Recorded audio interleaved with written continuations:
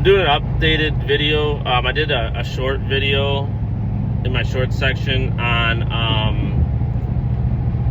the oil change I did, and I did the fuel filters as well. So I use valvoline oil, the heavy duty diesel oil, just because I think with the amount of towing, even though campers aren't extremely heavy compared to what a lot of people tow with skid steers and stuff like that, I still think that the amount of miles I'm putting on towing and the weather in the Midwest, I think it made sense to use the more extreme weight oil or heavy duty for heavy duty use.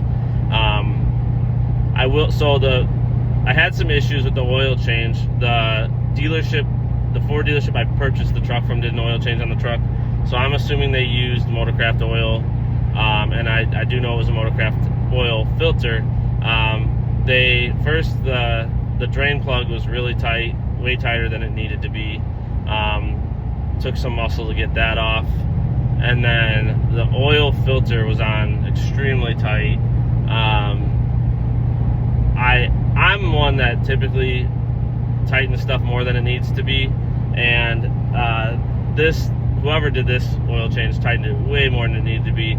I had a oil filter removal tool that I used because I couldn't break it loose by hand, and I would consider myself a pretty strong person, but I couldn't break it loose by hand. And when I used the oil filter tool, the oil filter itself started to collapse with the tool squeezing it just to get it off. So that's one of the reasons I do as much of my own maintenance as I can, because this is a Ford tech that did that, way over tightened stuff. Probably no long-term damage or anything like that. It's just, if they're doing that, what else are they doing? But got the oil change. I used the Valvoline Blue. One thing I'll say, instant notice is the noise from the motor is significantly less. If you're familiar with diesels, I would say that I was getting some of that like typewriter tick with the oil that I was running that the dealership used. That's instantly gone. At idle, the motor is quieter, sounds smoother. As far as like running performance, I don't notice any difference there. It's getting about the same mile per gallon as I've been seeing the last couple weeks. Obviously I haven't towed anything with it yet, but I chose to drive my truck yesterday for Christmas, because we do, between going to so I did the oil change and fuel filters on Christmas Eve, which we stayed at home for that. We had family over, but then Christmas Day, we drive, I probably put on close to 150 miles going to different family members' houses and stuff like that. But I kind of figured it would be a good idea just to get it out, get it on the highway. That way, if anything was wrong with the fuel filters or, oil change procedure, I would notice it before I was heading to Indiana to pick up a trailer. So I ran it yesterday for that about 150 miles. Everything was good. Like I said, I noticed that instant quieter idle, typewriter tick gone.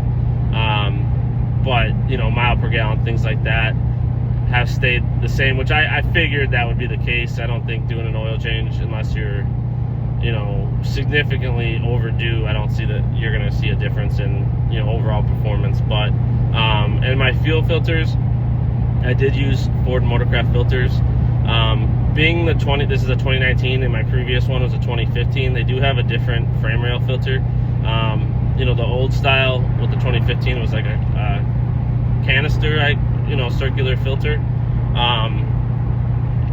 You pulled off like a plastic cap, pulled it down, and put the filter inside with a new seal. This one is what I would call more of like a cartridge. It's like a square rectangle that you pull like 5 bolts out, and then you release it, you put the filter in, and you put a new seal or gasket around it. And then the upper filter is a full plastic cartridge you pull off, put a new one on. So that one's different as well. And on my 2015, I did the H&S upgrade so that I could use Baldwin filters. I'm not sure sure if I'm going to do that or not. I got to look and see if the stock upper filter is an issue on this truck. On the 2015s and early model 6.7s, there was a potential issue with the cracking of the upper fuel filter, which caused fuel to leak in the motor, and that was like one of the top causes for fires in your engine compartment. So I chose to upgrade my 2015, and the Baldwin filters you can get for like $5 versus you know, I think it's around $90 for the Motorcraft, because you have to buy upper and lower together. It did create an issue because I wanted to continue to run the Motorcraft lower, the frame rail filter, but I couldn't find it separate from the upper, and I didn't want to buy the upper for no reason. So I had switched to, I think it was like AFE filters for the lower, which I didn't have any issues with them. I still changed them like every 20,000, 15 to 20,000, whatever it was, every other oil change. And then I was just ordering the Baldwin filters. But for right now, I'm going to run the Motorcraft. I'll do some research, see if it's worth it to convert to the H&S upper, possibly even the lower. But you know, if there's not a concern about the fire risk or anything like that, then I probably won't spend the money, because I think just converting the upper one would be around $250, and then I'm probably going to run into the same issue again where I can't get the filter separate. So I will kind of look into that more, but for right now I'm going to order some more Motorcrafters so I have some on hand in case I ever get like gelled fuel or anything like that. I want to have a spare filter ready to go in the truck so I can pull over and swap it if needed. As far as the maintenance go, for Christmas I did get 3-ton jack, which is nice. I'm going to have that in the truck. I already have it. And then I did get like a 200-piece toolkit that I'm going to keep in the truck, and a torque wrench just for locking down the lugs and stuff. Right now I just have a 4-way breaker that I tighten stuff down with. But that's kind of pretty much. Oh, and then I not really for Christmas, but I did buy bolt point mounting solutions for the iPad and phone mount, that I'll be doing a video and a review on that once I get that installed. I just haven't had time yet. But that's all I really want to cover for this video. Happy so far with the valvoline blue. I'll probably continue to run that, and I will do any updates on that. Thanks.